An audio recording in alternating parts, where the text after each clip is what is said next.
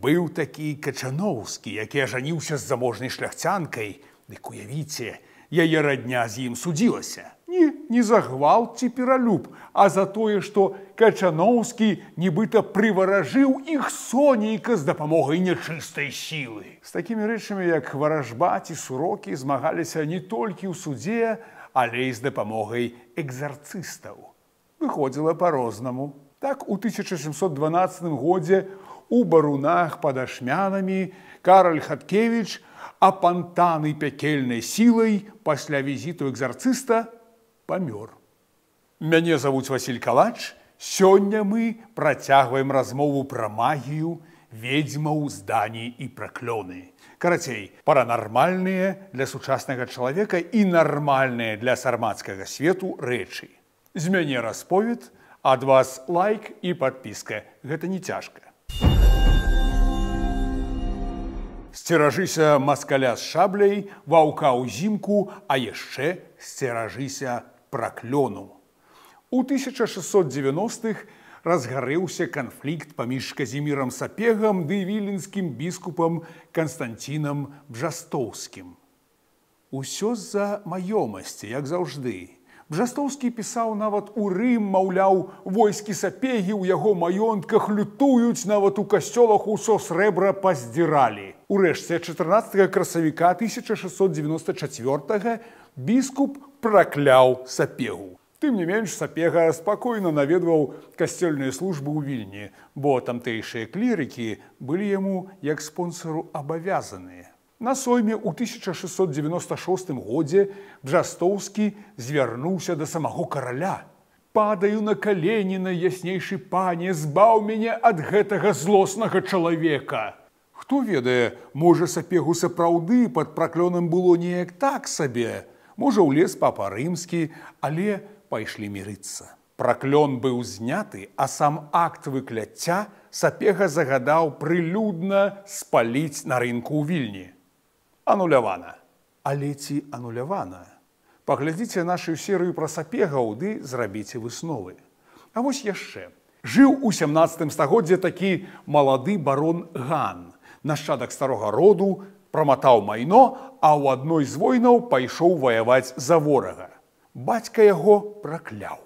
Вайна скончылася, ужо будучы на смяротным ложку, бацька хацеў адвярнуць пракляцце назад і блаславіць сына. Падарыў залаты ланцуг, і з таго часу, паводле сямейнай легенды, колькі разоў ланцуг рваўся, столькі разоў нехта з ганаў раптоўна паміраў. Нават у 19 стагоддзі быў выпадак. Едучы ў карэце, малы сынок пацягнуў за ланцуг і няўмысна парваў.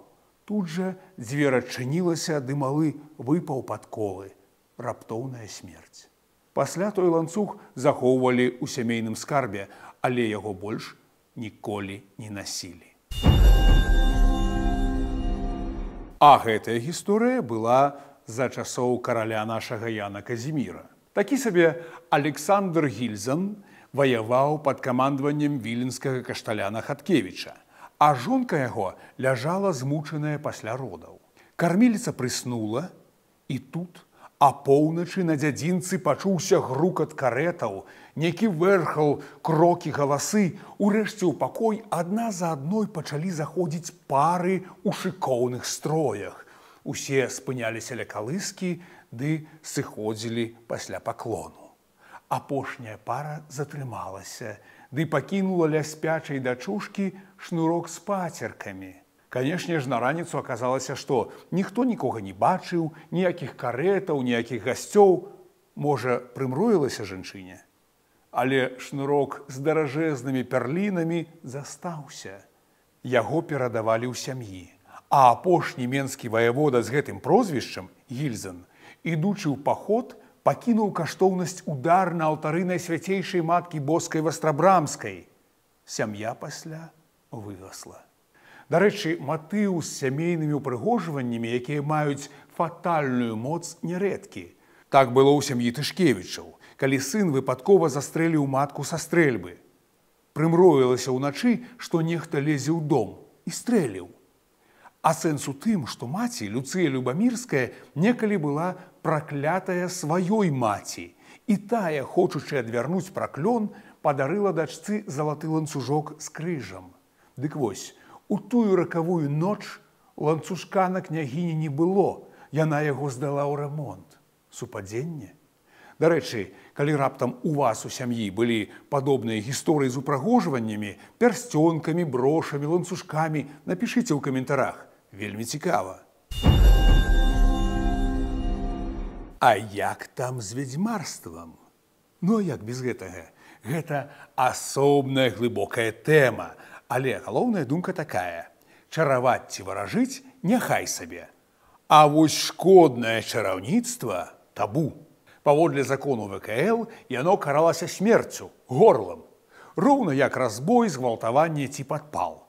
Калі цябе напаткалі няўдачы, усё з рук валіцца, значыць, нехта сурочыў, праўда? Хаця вось Завіша пакінуў у мемуарах кароткую згадку. Ледзьве не памёр. Ці тое сурочылі, ці тое з перапою. Шчыры чалавек. Цяжкім злачынствам лічыліся, напрыклад, заломы на палях, закручванне калоссяў. Знойдзеш такое? Значыць, нехта хоча навесці на цябе смерць, хваробу, неўраджай. Сяляне пасля такога адмаўляліся працаваць, бо калі чалавек несвядомы ў магіі вырве такі залом, рука адсохне. Так мемуарыст Шырма узгадвае сляпога францішканіна, які на Палессі падпальваў грамнічнай свечкай жыта там, дзе ведзьмы зрабілі заломы. Справы з чараўнікамі і чараўніцамі, якія рабілі шкоду, даходзілі да суду. І тут магло быць па-рознаму. Недзе пісар занатуе ды забудзе, а недзе будуць вышукваць, дапытваць, а па выніку маглі ўтапіць ці спаліць. Прычым справай мог займацца нават не суд ці кат, а нейкі там аканом. Так, у 1758 годзе аканом з маёнтку графа Тышкевіча хваліўся, што спаліў 6 чараўніцаў. Як правяраў? Народным спосабам. На святой вадзе з 7 цэркваў варыць кісель, на які абавязкова падцягнуцца ведзьмы. Дай! Так вылічаў. А вось гісторыя наваградскага скарбніка Андрэя Букрабы. Таму ўсё жыццё не давалі спакою ведзьмы і ведзьмакі, з якімі ён змагаўся ў судовым парадку. Нібыта нехта штогод чарамі шкодзіў ягоным коням, ураджаю і прыгонным. А тут во закруцілі каласкі на жыце. Хто вінаваты? Сусед! Габрыэль Вішнеўскі і яго жонка. Букраба пайшоў у суд ды хацеў спагнаць з Вішнеўскага 1500 злотых. Да справы далучыўся і брат Вішнеўскага Пятро, які выступаў супраць сваяка. Але Габрыэль, як нармальны шляхцюк, зрабіў на апанентаў наезд, сабраўшы людзей за бухамі ды шаблямі. Пра наезды, нагадаю, у нас была асобная серыя. Ну і ў дадатак, канешне ж, абвінаваціў Букрабу і брата, што гэта яны чараўнікі. Ты чараўнік, не ты чараўнік. Прекрасна. Урэшце Вішнеўскі памёр, але Букраба шукаў чарговых вінаватых. Хто ж яму жыццё псуе? Напрыклад, вядомыя ў тых краях чараўнікі Кірыла Адамовіч і яго сын Хведар. Бацька мог адвесці ад сябе хваробу, завёўшы на могілкі ўначы кабылу, каб тая ўпала і здохла, а ён адужаў. Сын умеў на ярмарцы зачараваць дуду ў дудара, каб не іграла. Ці іншая чараўніца, Палашка Сейганова. Тая, нібыта на святога Юрія, збірала расу на палёг, пасля чаго ў каровы ўзнікала малако. Магла зайсці ў сялянскі двор букрабавых прыгонных ды выдаіць карову, або наогул замарыць. Дык вось, пінскі гарадскі суд разгледзеў скаргі Букрабы ды прыгаварыў няшчасных да катаванняў. На жаль, гэта не адзінкавы прэцэдэнт, а даволі распаўсюджаныя справы. Падобныя суды і расправы ў нас скончыліся адно за часамі Станіслава Аўгуста Панятоўскага пад канец 18 стагоддзя. Дык як жа гэта ўсё суіснавала з хрысціянствам, адэптамі якога былі і сяляне, і шляхта? Цудоўна суіснавала, па-суседску. У вёсцы Васькава на Мазыршчыне, напрыклад, быў цудоўны абраз Багародзіцы, які лекаваў ці не ўсе хваробы. Мясцовая шляхцянка Мар'яна Стразоўская апісвала такую гісторыю. Яе дачка Ядзвіга з вечара памерла і цэлую ноч аж да самага ранку была нежывая, і цела ўжо астыла, але яна, маці, успомніла пра абраз у васькаўскім месцы на выспе сярод балотаў і адразу упала са слязамі на зямлю і абяцала абразу вялікія ахвяраванні. Пасля просьбы і абяцання яе дачка ажыла і адразу зрабілася здаровай. А ў суседняй вёсцы за 10 год перад тым з'явіўся цудатворны абраз Маці Божай змілавання. Мясцовы парах Антон Ехімовіч прывязваў яго да палкі і выстаўляў на полі, каб абараніць панскі хлеб ад саранчы, бо, увага, з гэтым не справіліся мясцовыя чараўнікі. Бачыце, канкурэнцыя, і гэта 1760-е гады, асветніцтва, час навукі. Прыкладна ў той самы час навукі быў і такі выпадак. Каралю Станіславу Радзівілу, пані каханку, прывезлі з Варшавы ў Нясвіж чароўную машыну, якая сыпала іскрамі.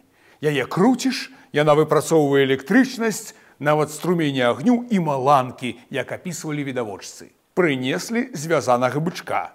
Зарадзілі яму іскру ў лоб, і ён здох. Цуды!